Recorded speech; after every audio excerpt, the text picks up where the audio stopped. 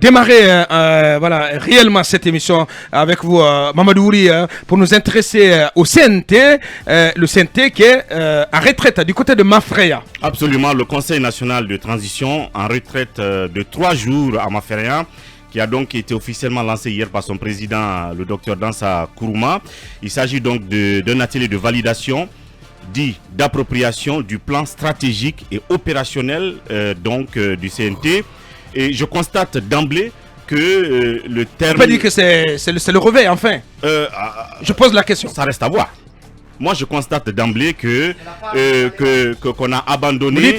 Le CNT s'offre sa part de Caléa en termes de retraite. Bien. Donc, je constate qu'on a en fait abandonné le plan triennal. Parce que vous avez constaté depuis un moment, après l'installation du CNT, on parlait d'élaboration du plan triennal qui devait être enrimé donc si vous voulez, à la période de 3 ans de la transition.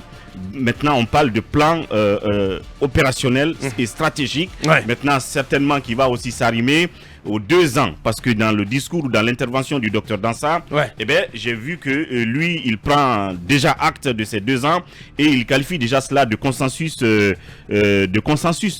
Là où il dit que nous avons un chronogramme de la transition qui est l'objet d'un consensus finalisé avec la CEDEAO. Donc ça veut dire qu'il consiste, je parle de cet atelier de cette retraite-là, d'aller élaborer un plan qui donc va, si vous voulez, se dérouler tout au long de ces 2 années qui, selon eux, va démarrer justement en janvier. Mais vous savez, vous connaissez les missions traditionnelles dévolues à elles par la charte qui sont, entre autres, l'élaboration et la soumission pour adoption et par référendum du projet de constitution, l'élaboration et l'examination puis l'adoption des textes législatifs, suivre la mise en œuvre de la feuille de route de la transition et contribuer à la défense de la promotion des droits de l'homme et des libertés publiques, de contribuer à la réconciliation nationale. Donc, c'est au visa de ces missions que le CNT dit mettre en place ce plan pour savoir comment mettre en œuvre justement ces missions-là. Moi, je soulève quand même un certain nombre de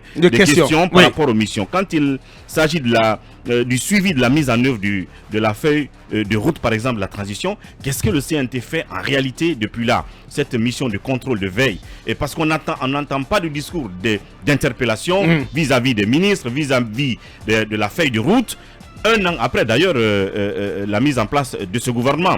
Donc, j'ai envie de dire, est-ce que de ce point de vue le CNT fait exactement ce travail?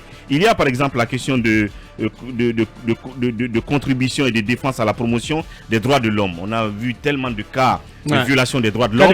Alors je me questionne, est-ce que c'est parce que je ne suis pas à leur écoute que je ne sens pas? Est-ce que le CNT se fait entendre derrière ces cas de violation des droits de l'homme, même des cas de tuerie qu'on a déjà connus? Et on n'a pas encore entendu de discours officiel qui interpelle au respect des droits humains depuis donc je veux dire depuis la mise en place du CNT. C'est en février 2022. Bien entendu. Le CNT est entré en activité. C'est entre autres questions que je me pose aujourd'hui.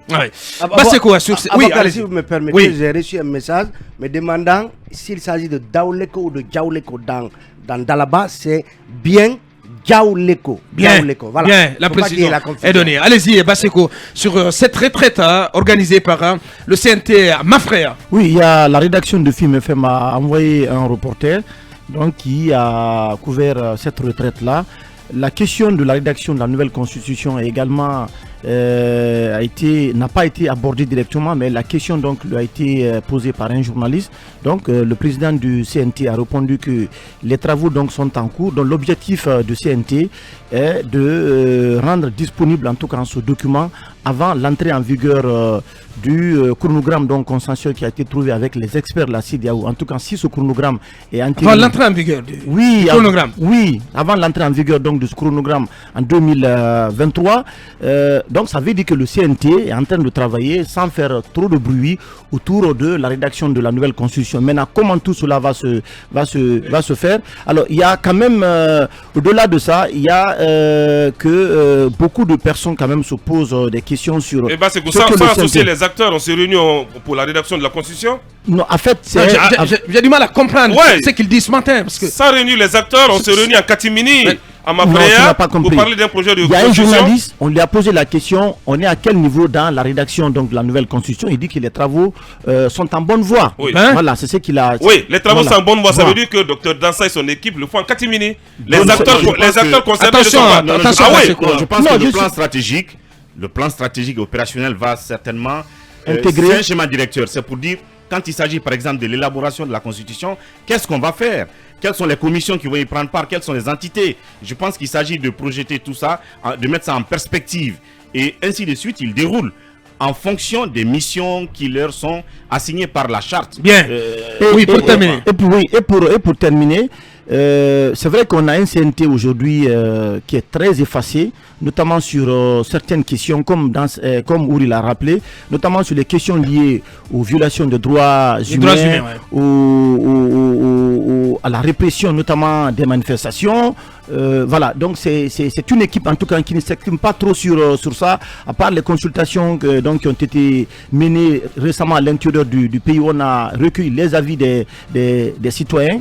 Aujourd'hui, on a un CNT qui est un peu effacé. Peut-être qu'il y a quelques missions quand même à l'intérieur, à l'étranger. On a vu dans ça, on a vu des équipes de CNT à l'étranger pour des missions. Ouais. Mais en réalité, le rôle qu'on attend du CNT lors de cette phase donc, de transition, en réalité, on peut dire que le CNT aujourd'hui quand même est passé un tout petit peu à côté. Ouais. On attend parce que... On attend le réveil. Voilà, on attend vraiment le réveil du côté de son CNT. Équipe. Oui, Akoumba Diallo, là-dessus.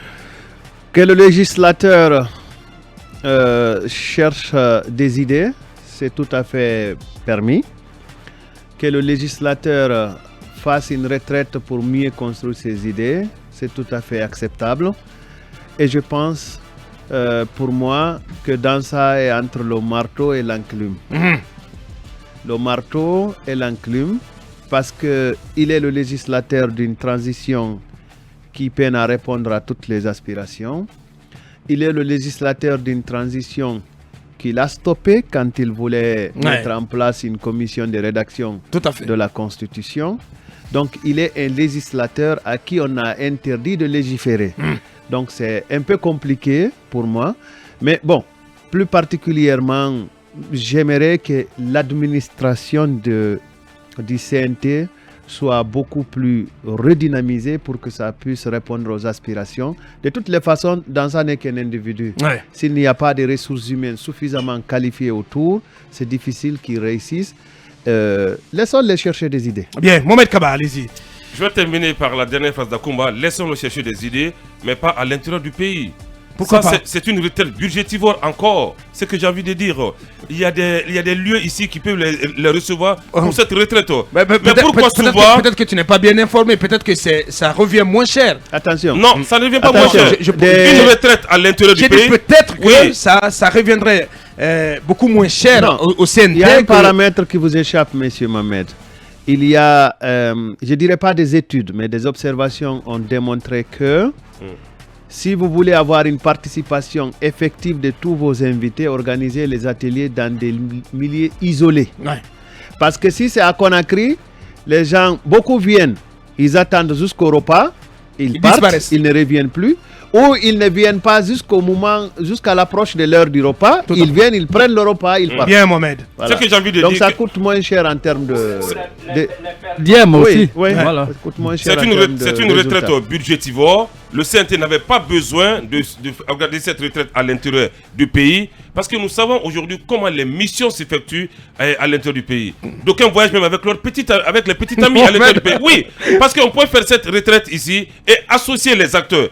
Moi, je ne voudrais pas que le docteur Dansa se renferme dans son agglomérat, lui seul, qu'il est le meilleur, il est le plus intelligent de la Guinée et qu'il n'associe pas les acteurs. Dans son agglomérat. Oui, parce qu'aujourd'hui, j'ai l'impression qu'il n'associe pas ses anciens amis, des acteurs de la société civile et même des acteurs politiques. Ils sont tous aujourd'hui à côté. Au CNT aujourd'hui, il y a les pro-Dansa, il y a les anti-Dansa. Ce qui est évident, c'est qu'il y a une fracture nette entre Dansa et ses anciens amis de la société civile, mais aussi ses anciens amis politiques.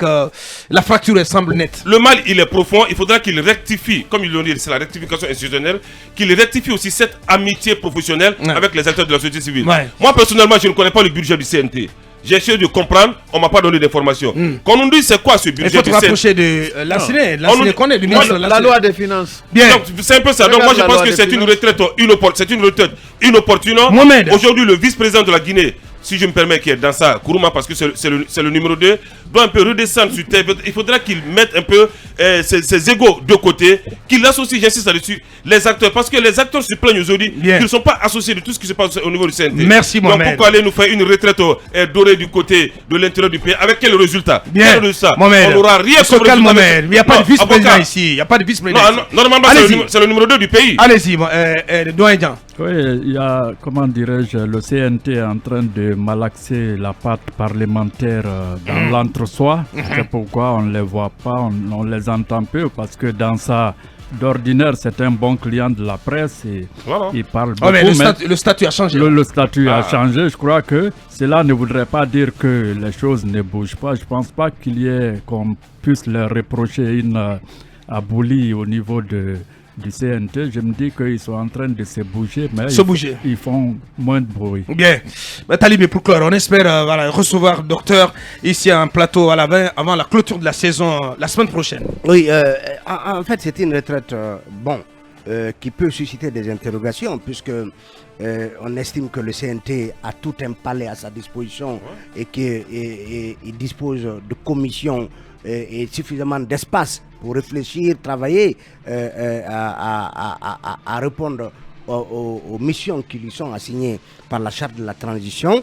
Mais toujours est-il que je pense que ce CNT a été quelque peu abasourdi par le communiqué que le CNRD avait pris, lui interdisant, disons-le ainsi, de parler d'un avant-projet de constitution.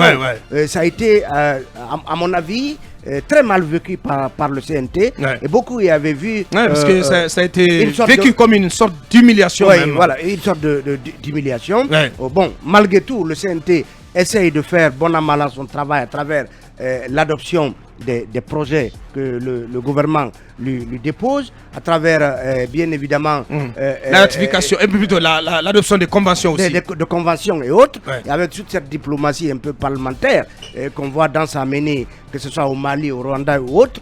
Est-ce que aujourd'hui, c'est-à-dire que le Dansa qui prenait fonction en février a la même force aujourd'hui auprès du CNRD, auprès de la junte, auprès du colonel qu'il y a quelques mois, on se pose cette question.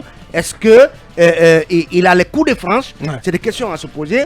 Toujours est-il que notre ami se fait très silencieux, très discret. Peut-être que il est confronté à certaines réalités. Peut-être qu'il mijote des choses aussi. Du pouvoir politique. Voilà, l'argent n'aime pas le bruit. Notre ami, voilà, dans ça, qui se fait silencieux.